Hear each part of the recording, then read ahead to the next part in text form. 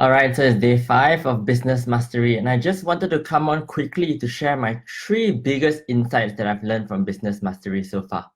So the first insight that I've learned is actually something that I had already learned before, but when I apply it right now, when I come to it from a different light and I'm looking at it in a different way, it changes a lot of things for me. So this insight and previously what they taught, right, is that when it comes to business, there are basically 3 kinds of entrepreneurs. The 3 kinds of entrepreneurs or the 3 kinds of business owners. The first is what you call an artist or a skilled producer or a technician. And this is the person that he's the hairstylist at the salon. He's the coach. He's the baker at the bakery store. And this person usually started a business because they were so tired of working for somebody else, and they are like, if I'm gonna cut hair for somebody, why not I just cut hair for myself and run a business like that? So this is what a lot of people do, and a lot of business owners are actually just artists or skill producers. And there's only one part of the 3 required skills. So this topic that I'm talking about is in Business Mastery, but it's also in the book, The E-Myth Revisited, and it's an excellent book. So the second kind of person, right, is the manager leader. The manager leader is the person that actually manages a lot of the back-end stuff, that handles the time for the artist to do things, so that like the manager leader manages the artist so that the business can function effectively.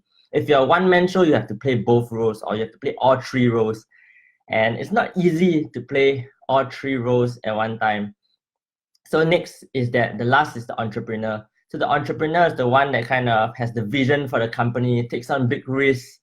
And if you know me well, you must be pretty clear that I'm an entrepreneur. I like taking the big risks. I like going for the big things. I have a lot of visions, a lot of ideas, and I want to do a lot of things. I want to start new projects all the time.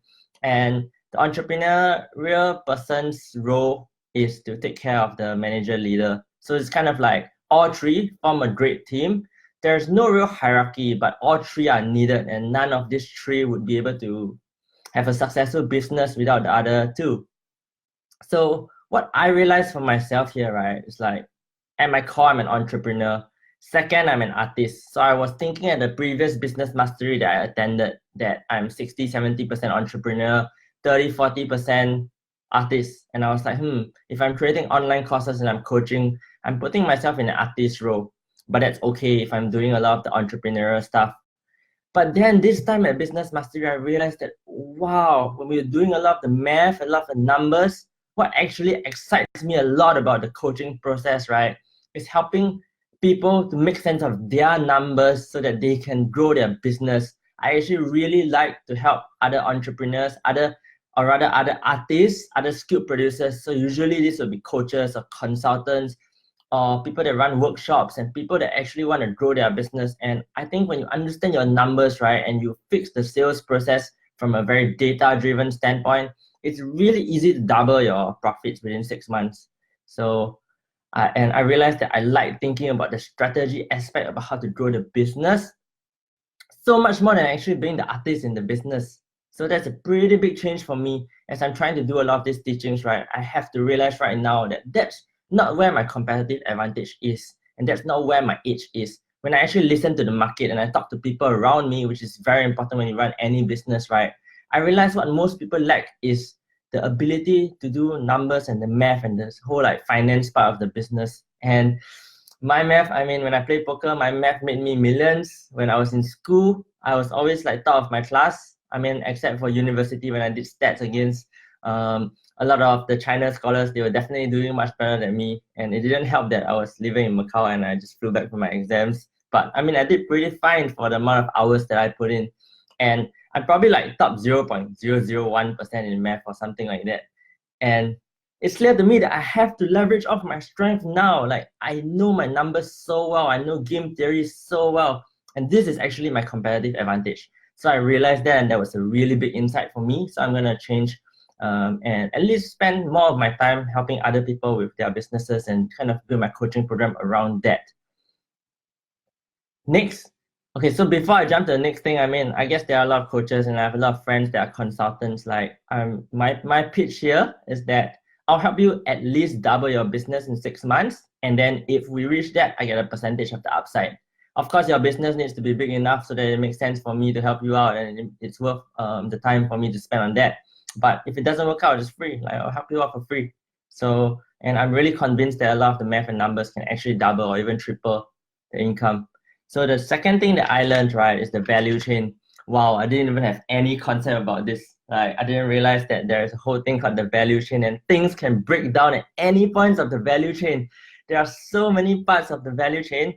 So like, for example, when I am running a video like this, for example, I'm doing a Facebook Live and I want to repurpose this content in future.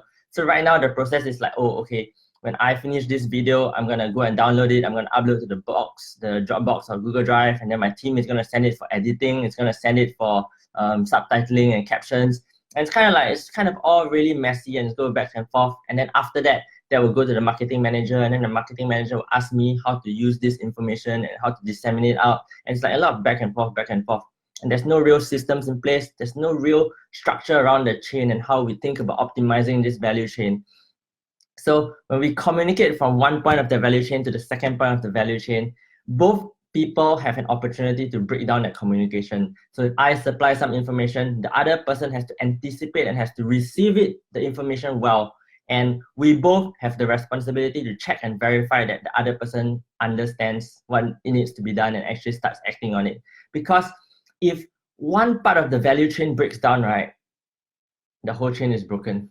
So Tony Robbins told a story about a hospital, and if one person is like at any point of the value chain, if you could think about it, somebody goes for surgery to the hospital, they go to the surgery, they get sent to the room. So they go to the receptionist sends them to the room.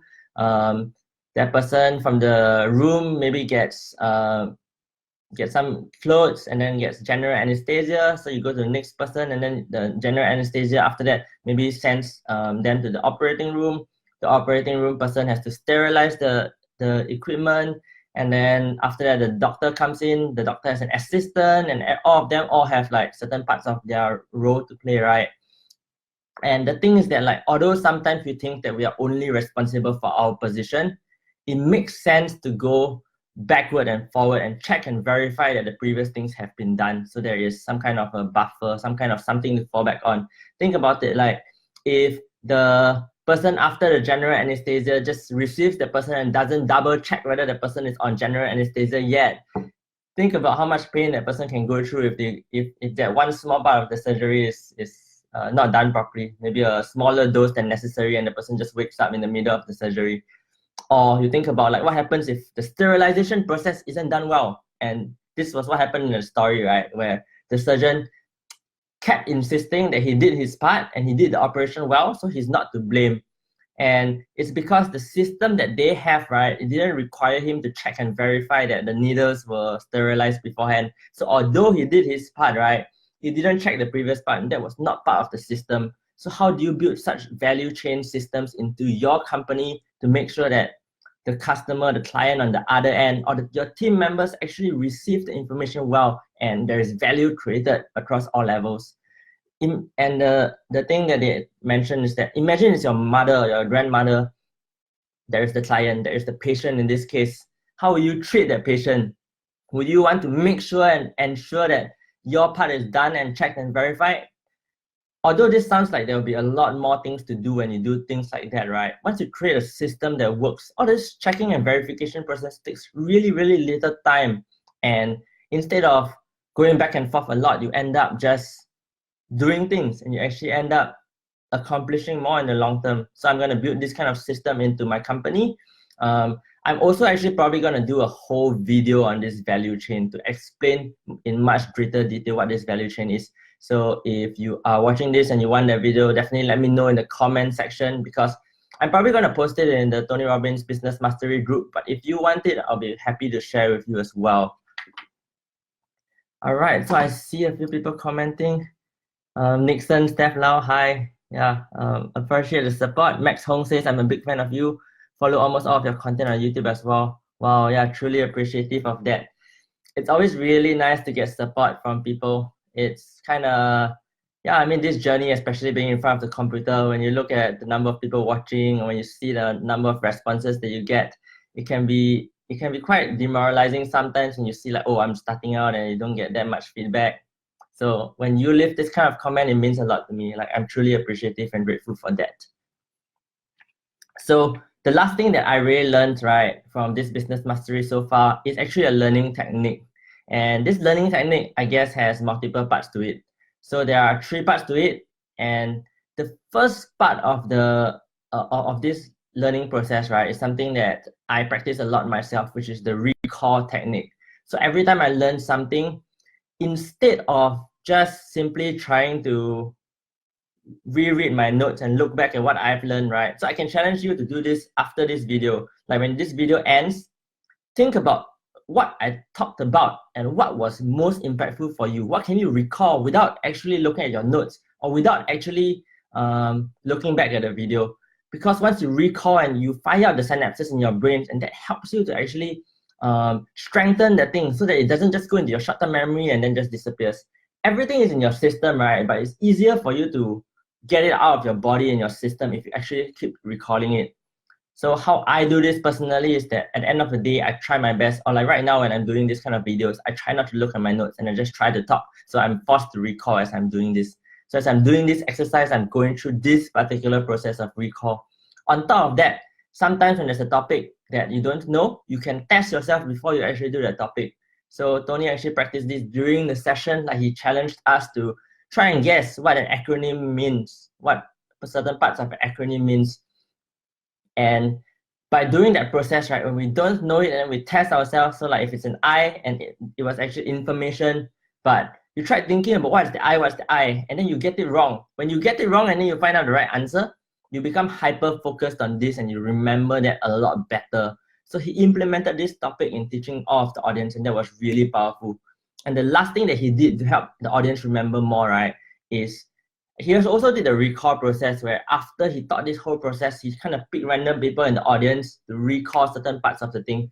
And everybody is kind of put in the spot. They have to recall a certain part of the thing, and everybody else is trying to recall at the same time. So imagine in a room of 1,600 people, everybody is going through this process of recalling, and that really helps you to remember a lot better.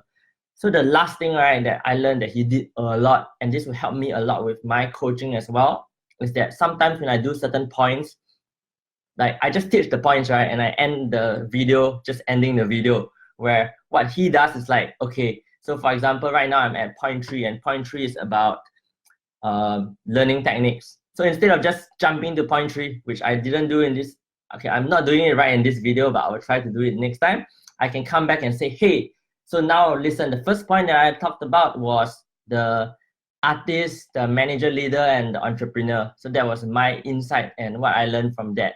So I shared what I learned from that. The second thing I covered was the value chain.